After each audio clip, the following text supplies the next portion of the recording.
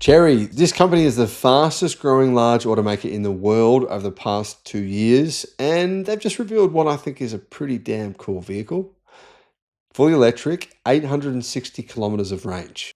YouTube's new algorithm means that you're often not getting all of our videos in your feed. There's 7,500. I'm pretty sure you're probably not seeing a lot of them.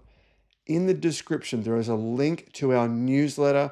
Click on that and you can get an update every day of all the latest news in the electric car industry. Hello, my friends. Welcome to the channel. I'm Sam Evans. You're watching the Electric Viking. Chery's 2026 Chery Exlantix. Kind of hard to say that. Try and say that 10 times. Chery Exlantix ES sedan. It gets a 97.7 kWh battery with 860 kilometers of range. The vehicle, it's interesting design. It looks a little different to a lot of other EVs, which is unusual considering how many EVs look very similar to each other. So this new model gets a 97.7 kilowatt-hour battery, and it has a range of 860 kilometers.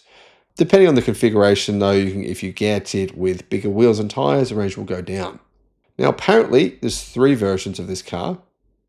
It's priced from $26,700 US. The longest range version is around $35,000 US, and it's 4.95 meters long. It's about the size of a Tesla Model S. Just a tiny bit smaller, very, very similar size to a Tesla Model S. Anyway, wheelbase is 3 meters long, 4,945 millimeters long as well for the total dimensions of the car, and it's 1,980 millimeters wide. It's got frameless doors, hidden door handles, which help with aerodynamics, and standard 19-inch rims. If you want to get bigger optional 21-inch wheels, you can do so. There's 6-piston fixed calipers as well, of course, but getting those bigger wheels will decrease your actual range. The Exlantix ES EV is fitted with an 8.2-inch digital instrument cluster and a 15.6-inch 2.5K floating touchscreen. There's a Qualcomm Snapdragon 8295P chip that powers the cabin and features support for Lion AI voice assistant in China, Huawei HiCar, and Apple CarPlay. I think the steering wheel looks good. It's got touch-sensitive controls, which I don't like at all. I hate them, but who knows? Maybe they've pulled them off in a good way. It's also got a heated steering wheel and heated seats and, all the standard stuff.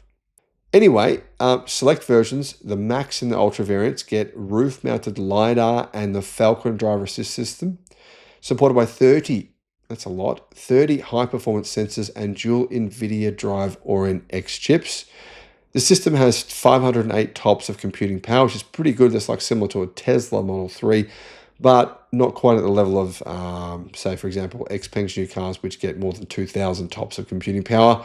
But Chery say this system enables end-to-end urban and highway assisted driving, as well as full scene parking assistance.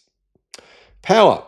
All right, you can get single and dual motor. Of course, the longest range version with 870 kilometers is single motor, 230 kilowatt. And if you look at the base model gets 230 kilowatt from the motor, and it has a 77 kilowatt hour lithium iron phosphate battery, providing 705 kilometers of CLTC range. So probably about 570 kilometers of WLTP range.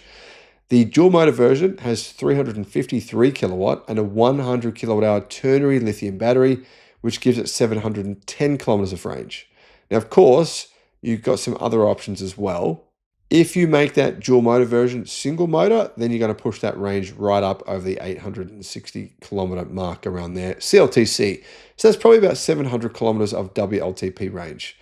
What you can get now, that's the longest range Tesla Model 3. It also has 700 kilometers of range WLTP.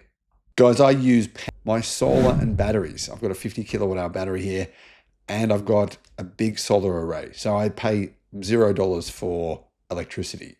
That's including charging my electric car. Resync Solar is the company that I used. I'll put a link to them in the description below. Now, it also comes with air suspension, so it's not a bad car. Guys, that said, I've test driven the Xiaomi SU7 and the XPeng P7 recently in China. And out of these 3 cars, I've got to say the P7 and the Xiaomi appeal to me a little more than this does. But particularly the XPeng P7, I think it's after. I mean, you guys know I love the design of it and I wanted to drive it, and I got to drive it in China and I wasn't disappointed. In fact, it's probably better than what I expected it to be. So this car has got some real tough rivals and real tough challenges in the market, in this segment of the market. And it is a traditional sedan, which, traditional sedans are sort of not so popular anymore. People more prefer liftbacks or, coupe-like sedans, I guess. They're more practical, get a lot more boot space. But in general, I like it. In fact, it kind of reminds me of a little bit of a Lucid. The back of it looks a bit like a Lucid. Do you guys agree? Let me know in the comments. Thanks for watching.